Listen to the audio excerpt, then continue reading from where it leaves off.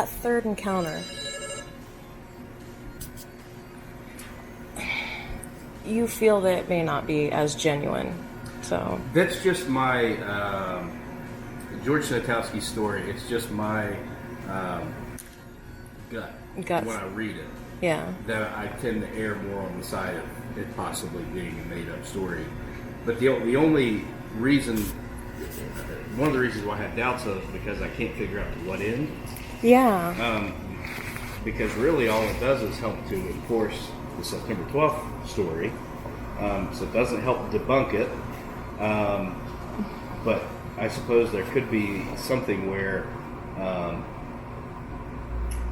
maybe somehow with some amount of misinformation, maybe it should have an intended consequence. Yeah.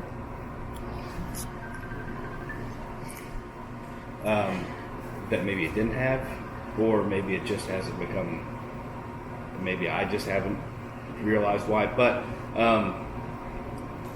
yeah, so the reason why I have doubts is, like I said before, is that he's non-local, so vetting his character is nearly impossible. He only ever did one interview, declined every other interview that I know of. Who did he do the interview with? Do you remember? With the now defunct, I believe, like Men's Health magazine called Male Magazine. Oh, okay. M-A-L-E.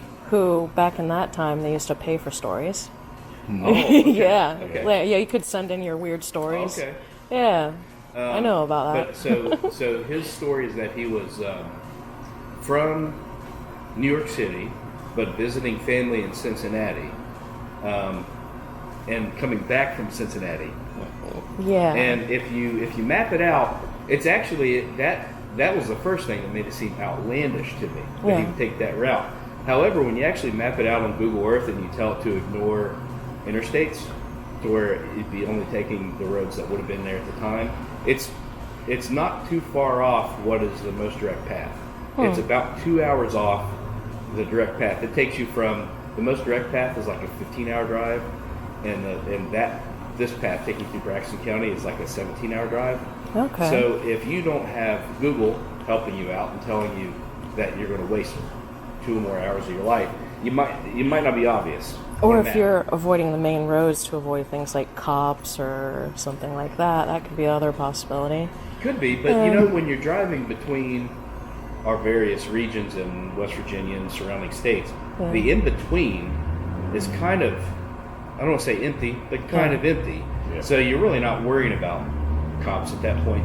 The more direct route actually would have been that he would have driven through, he would have entered into the state at Parkersburg. Okay. That would have been the most direct route. Huh. But so this puts you a little bit lower. But like I said, it's not too far off. Because my first thought, whenever I thought about it, was that it was like a big L that makes no sense. But it's really not. It makes more sense than you think. So that semi-checked out. And then, his story wasn't reported on until 3 years after the September 12th sighting took place. So plenty of time to cook up a story, plenty of time to get to know the original story, because it contains a lot of the same elements. Yeah. It's just if the Flatwoods monster story, has an intensity of like 3, his has an intensity of 10. Yeah. And it's very detailed. It's detailed in a way that when I read it, it feels written rather than experienced. Yeah, and that's the thing. There's a lot of detail in certain elements, but then the basic elements, like as far as a journalist is concerned, the who, what, when, where, why, especially the where, that's missing. Yeah. And another thing that's real big in that same vein is, to me, he describes like the forested area and the road and all this stuff a lot. Not once in any of the accounts that I've read, anyway. It's possible I missed something. I always like to give everything a caveat. Yeah. I'm not an encyclopedia or anything, so I just know what I know. But from everything that I've read, at no point does he ever mention the river, which all of Route 4 follows the Elk River. Yeah. So that entire section that he said it was between here and here is literally a bank away from the Elk River at all times. And he should be able to see it while on his I would think trip. so. Yeah. Or he would have noticed it. Yeah. So, and then then the other side of the river, although very sparsely, and probably even more sparsely then than now, but there are homes. I mean, there's population along that whole route. So he could have at no stopped point and got was there him. mention of passing houses or seeing houses or being near houses or anything like that. And then later talked about continuing to drive north, and brought him into Sutton, which is where we are right now, and finding, he mentions an all-night diner and with like an attached hotel. Yeah. I've not been able to find any record of an all-night diner. Oh. But Okay. it's possible that could have been a misremember or something. Maybe it closed at 11, and maybe he made an assumption. Yeah. Maybe he got here right before. But I've still not been able to fully figure out if it was a hotel in Sutton, then it was the Century Inn just up the street. Okay. Because that's the only thing that I know of that would have been operating at the time. But if he was just completely discombobulated or whatever about the location, then would it have been, like you were saying, like a Strange Creek or the other location? Well, like I said, in his report, the one thing he specifically mentions is on Route 4, between essentially Clay County and Gasaway, which is in Braxton County.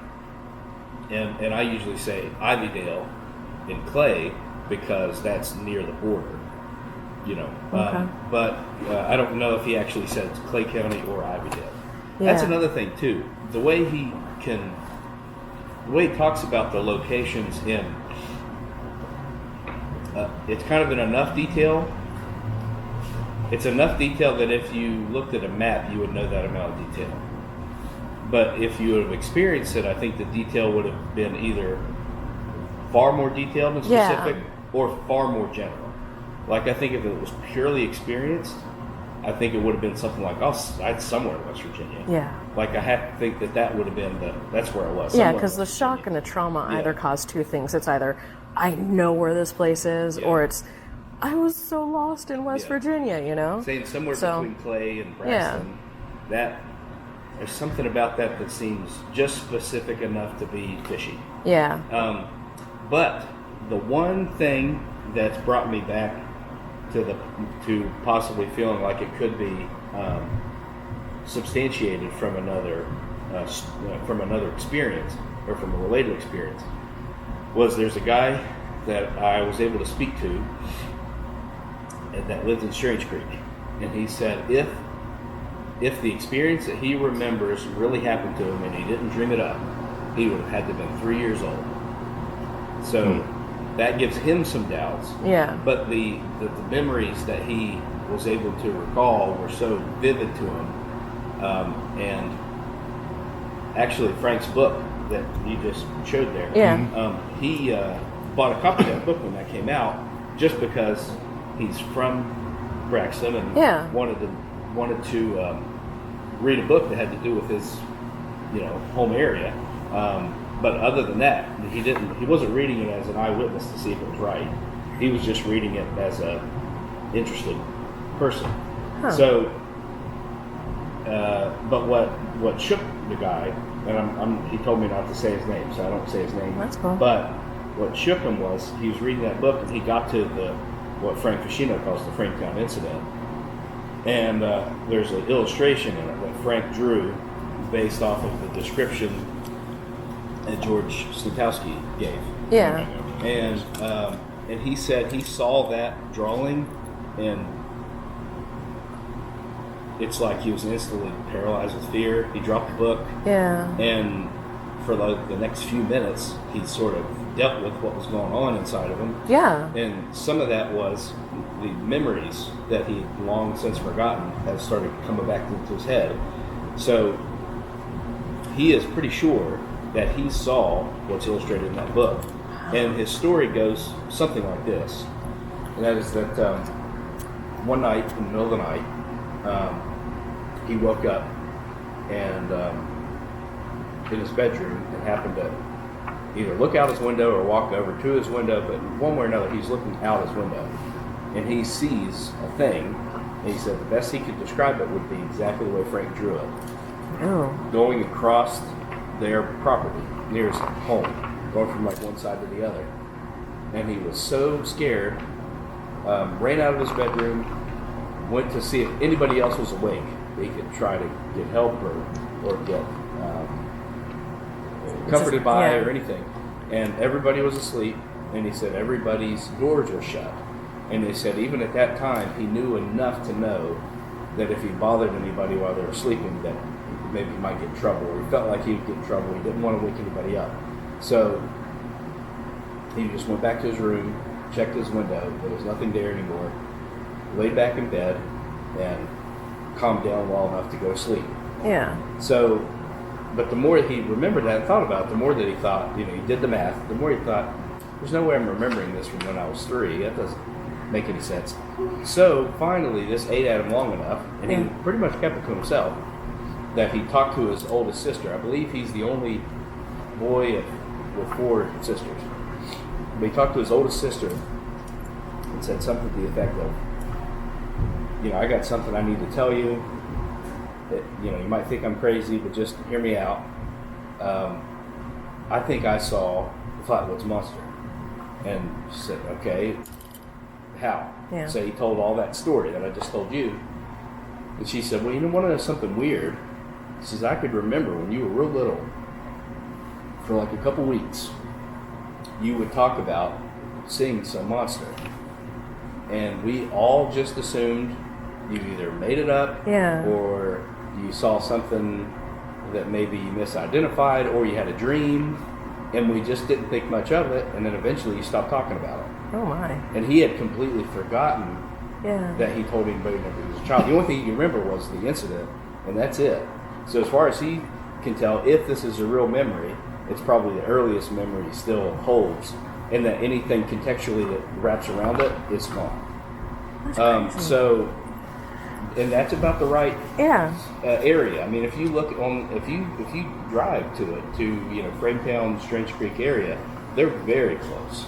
Yeah, they're very, very close.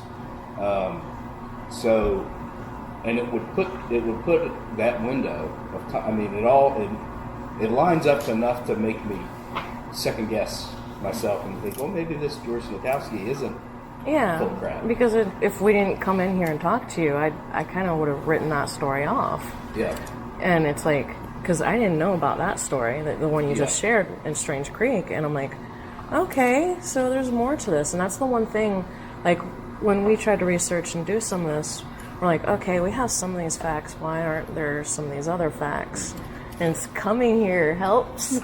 Well, in this, that story that I told you, I didn't learn that until, I know, we've only been here for 2 years, so it was within that 2 years, because I remember calling them from my office back here. So I just learned that not too long ago. Yeah. As far as I know, that hasn't been in any sort of, like, Small Town Monsters documentaries made before that. Yeah. Everything that I know of that recounts the story was made before that. So nothing's ever been published about it other than, like, I've talked about it now to you. Yeah. I talked about it on a radio show a couple weeks ago, and I believe I talked about it on a podcast a couple months ago where I was interviewed. So I'd say over the next couple years, that guy's story will kind of percolate. That's incredible. Yeah. Thank you for sharing that story with us.